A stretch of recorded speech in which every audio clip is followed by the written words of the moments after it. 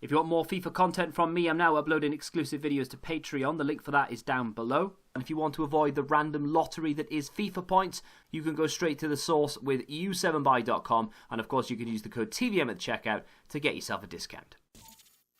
What is going on, guys? TVM here. Welcome back to another video. Today we're going to take a look at the 87 rated, third in form, Nainggolan. Now, of course, you may have already seen a review of the 87 ages ago because, of course, he does have a headliner, but I'm not made of money and I packed this, so I thought, why not do a video on him? Now, he's unbelievably well-rounded.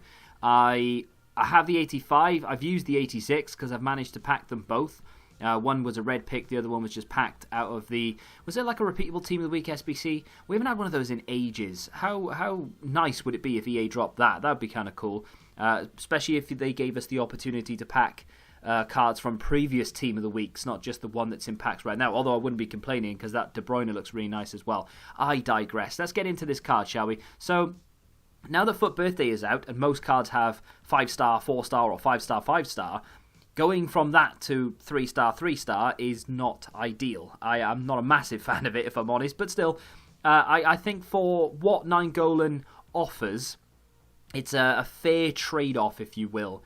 I'm going to use him as a CDM/CM, so I will play him as a box-to-box midfielder more often than not, but he will end up dropping into that sort of CDM role for me quite often as well, really. It depends on sort of the opponent that we play and what minute of the game we're in and whether we want to bring on subs. Basically, what I was doing was I was taking off Hadji.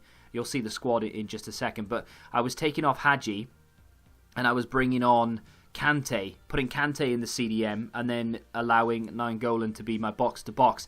And he is so good at doing that because he's unbelievably well-rounded. He's one of the most well-rounded cards in FIFA. Of course, he doesn't have pace, which is not something that this game likes. You know, it likes you to have high agility, high pace. That's why I went with the artist. I tried to boost that agility as much as I possibly could, up from 78 to 88.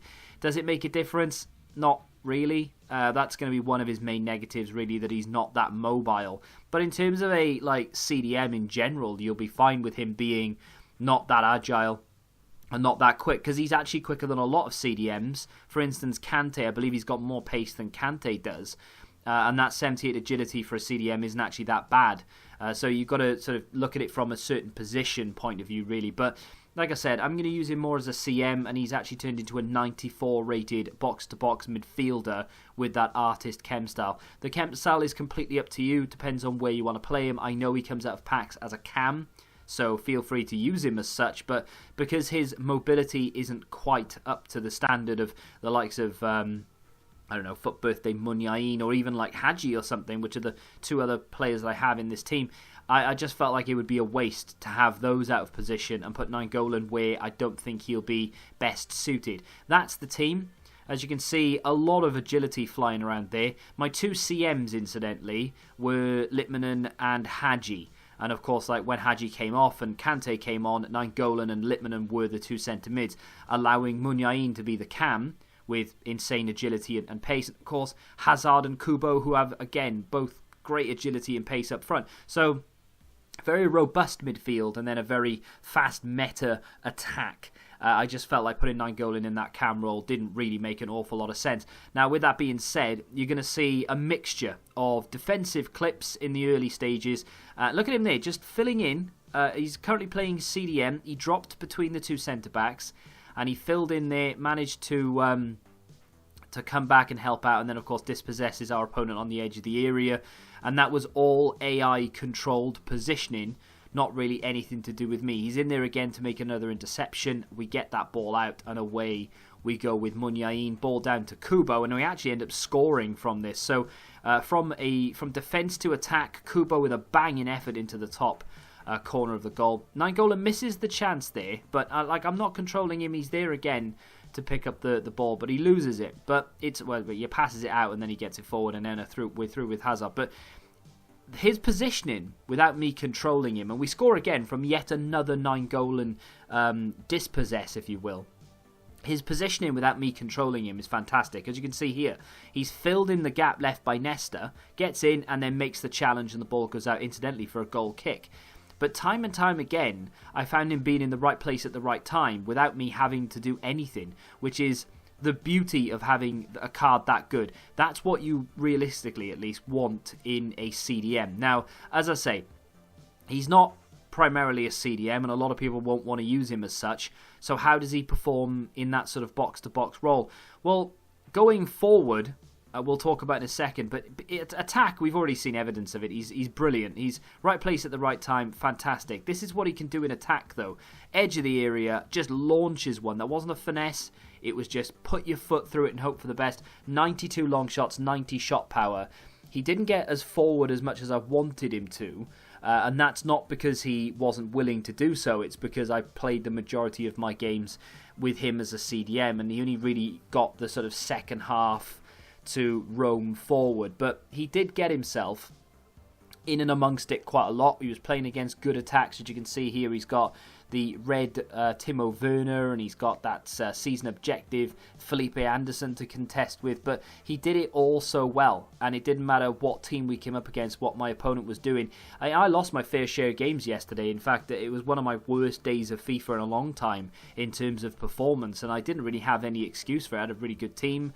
This was a great cross right here. Probably a good thing that he didn't score it, though, because it was a glitch yesterday where if you connected with a cross, you actually got disconnected from the game. So, yeah, probably a good thing that Nainggolan's cross wasn't quite well, I say pinpoint accurate. It was just that our attacker didn't quite have the end product. But top right, I'm going to say meta. No, I don't think he is meta. Right. So for me, meta is high agility, great reactions, good pace, good dribbling. That's meta. You know, low center of gravity as well. To be fair, he does have that. He is 5'9", but stocky body type, which is what Nainggolan has, doesn't scream meta, in my opinion. So I don't think he is such. That's not to say that he's not usable, though, because it's difficult to say what is meta and what's not meta in certain positions. So in terms of a CDM or a box-to-box midfielder, does it matter too much that he's not fitting that sort of high agility meta?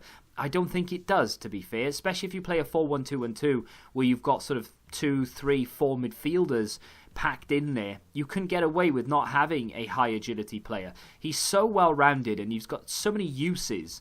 You know, you can use him as a cam if you really want to, and he's got that ability to smash in long shots. He's got really good passing. He's strong on the ball, but I just feel like there are better players out there suited to that position that have a better weak foot, because that will come under scrutiny at some point when you're playing with him. The further forward he gets, the more you notice it. In the midfield, you can kind of get away with it, being sort of a one-footed player, if you will. But the further forward you go, sometimes you're going to need to switch it left and right, and you're just not going to be able to do that with Nainggolan. So box-to-box midfielder is my preferred position. The artist chem style was chosen with that in mind. I just wanted to boost up that agility and ball control dribbling as much as I possibly could, while giving him the best possible passing boost, because now he has a plus 15 on vision, which takes it to 96, and of course that short passing goes from 90 to 95, and he's able to rake balls as well. So he has 99 long passing. That's up by 12 points. He's able to dish it out left and right if he does feel the need to. Like now and again, you saw at the very beginning of the clips, he would drop between the two defenders, so he acts as though he's a centre-back almost at times.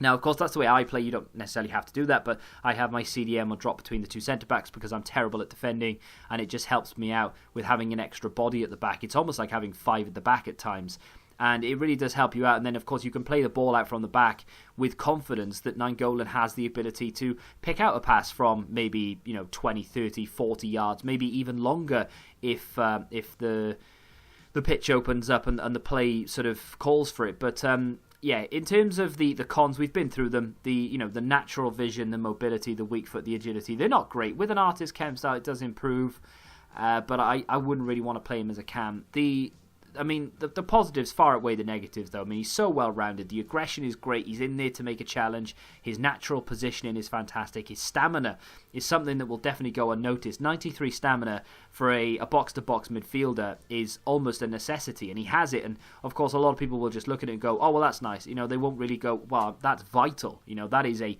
vital part of this card. I just really like it. Is it worth the coins?